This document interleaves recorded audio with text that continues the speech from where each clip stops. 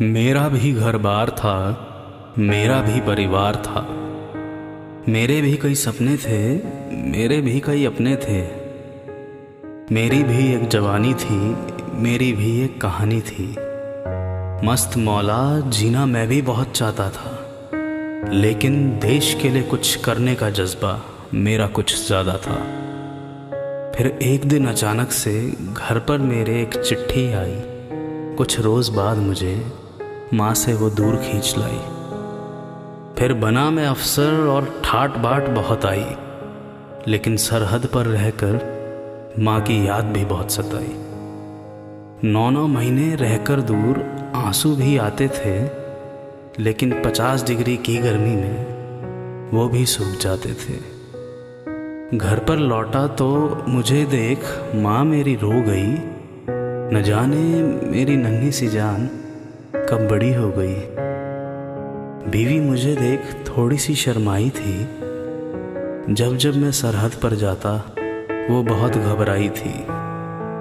माँ के लिए मेरी मैं सबसे प्यारा उसका बेटा था। अपनी आंख बंद किए मैं उसकी गोद में लेटा था। फिर अचानक उस वक्त संदेश एक आया था। सारे सैनिकों को सरहद पर बुलाया था। निकलते वक्त पीछे से एक आवाज़ आई। नन्ही सी जान ने पापा कहकर आवाज़ लगाई। रास्ते भर सोचा मैंने, क्या वापस मैं आऊँगा या फिर बिना सुने पापा मैं तिरंगे में लिपट जाऊँगा। जब पहुँचा सरहद पर तो दुश्मनों ने हमला किया था, लेकिन मैंने भी उनको ईंट का जवाब पत्थर से दिया था। जंग जीतने की खुशी पूरा देश मना रहा था और टाइगर हिल पर मेरा तिरंगा लहरा रहा था।